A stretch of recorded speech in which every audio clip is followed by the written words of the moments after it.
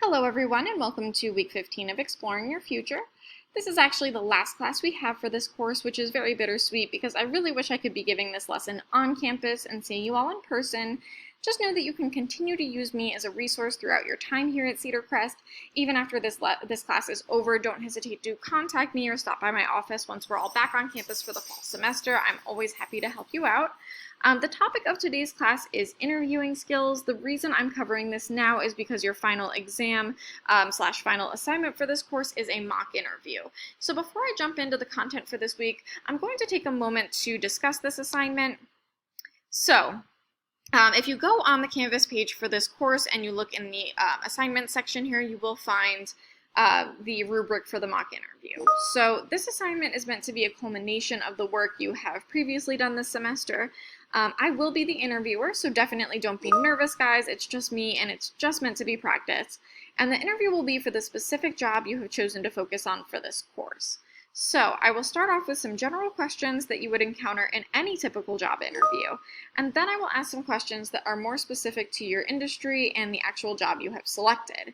The questions won't be too hard. There are no trick questions. Again, this is really meant for you to get some practice answering the interview questions and to gain some feedback from me as well.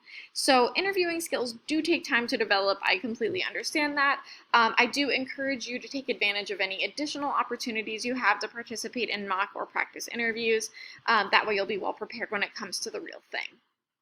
So obviously the mock interviews were initially meant to take place in person, but due to us having to work remotely, the interviews will have to take place remotely as well. And I really don't view this as a bad thing since many jobs do require remote interviews as part of the hiring process. So this will still be a very useful experience for you. The interviews will take place over phone, so that will be the format. I will be sending out a Sign Up Genius link along with the lesson materials for this week, where you can schedule your interview and provide the number you would like me to reach you at. The interviews generally last 15 to 20 minutes, but may go longer based on your individual responses and my feedback. I will now sort of briefly run down this rubric here. The first category is preparedness, which is worth 5 points. You earn these 5 points by providing me with a copy of the job you selected in advance of your interview.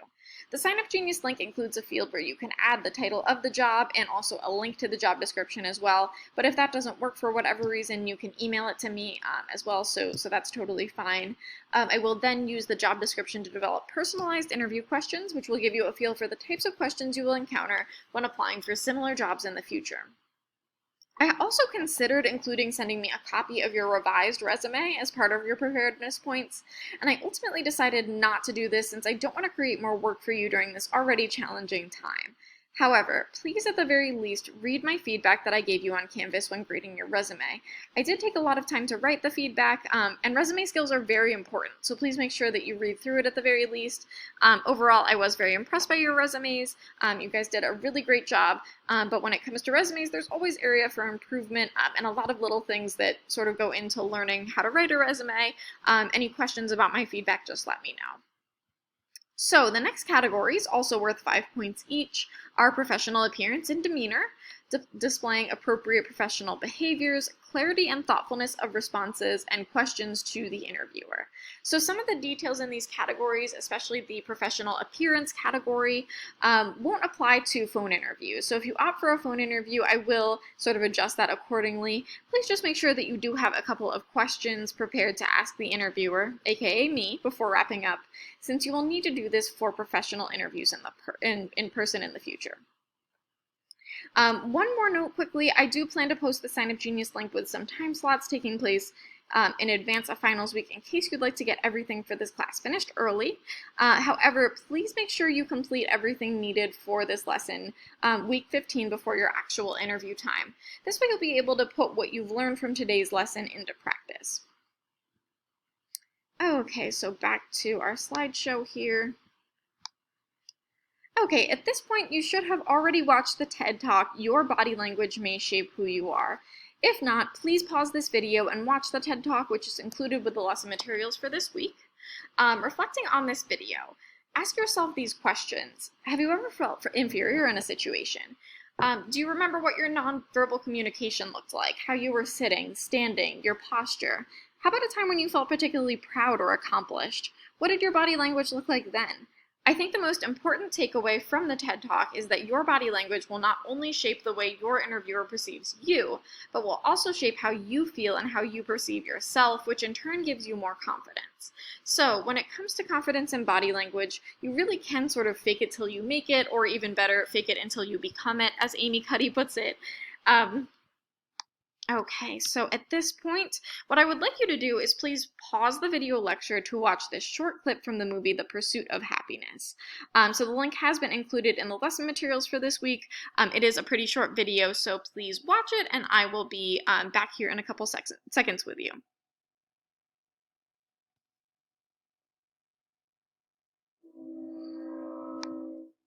Okay, so at this point you should have resumed the video after having watched the clip from the movie.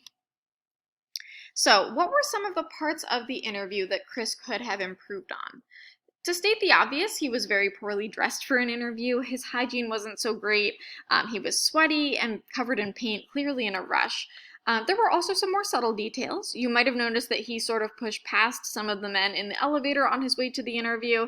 It is important to always be polite on your way to the interview location, as you never know if the person you cut off in the parking lot or pushed in the elevator is going to wind up being your interviewer or future manager.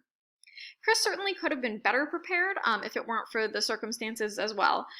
So the obvious things, again, being better dressed, clean, not having to rush to make it to the interview on time. It is also recommended to bring a portfolio with extra copies of your resume and any other relevant documents, such as your cover letter, plus paper to take notes, so those would have been maybe some of the smaller ways he could have been better prepared. So although there was a lot about this interview that didn't go so well, there was a lot that did go well also. So he started the interview by introducing himself and shaking each of the interviewers' hands. He displayed good body language and proper eye contact. He was very well spoken. He answered all the questions well and emphasized his positive qualities. And what I think really sold it for him was his use of humor to take a difficult situation and turn it around in his favor. So that was pretty impressive. Once you take, one of the takeaways from that, frankly, in my opinion, is that stuff happens. Things go wrong. You may find yourself in an interview one day, unprepared for reasons that are outside of your control, but with some perseverance, you can still have a chance. So one example from my own life, actually the first job I interviewed for after graduating with my bachelor's degree was for a property management company in Philadelphia. I did my best to prepare, wore full interview attire, I had my documents ready. I left with more than enough time to arrive early to the interview. I arrived to the area well in advance, but I started panicking when I couldn't find the building. I painstakingly circled the area probably for like 45 minutes. I didn't see it. Within that time, I did call the office to let them know and ask for directions. Finally, I found the building, which turned out to be the same building I had passed multiple times without even realizing it. The company had no signage, the building number was not visible from the street, so by the time I had arrived, I was terribly late, feeling completely defeated, anxious, and certain that I had no chance of getting the job. I am not really someone who copes well with being late. I hate being late. It just gives me so much anxiety. But in that moment, I realized that I had to pull myself together.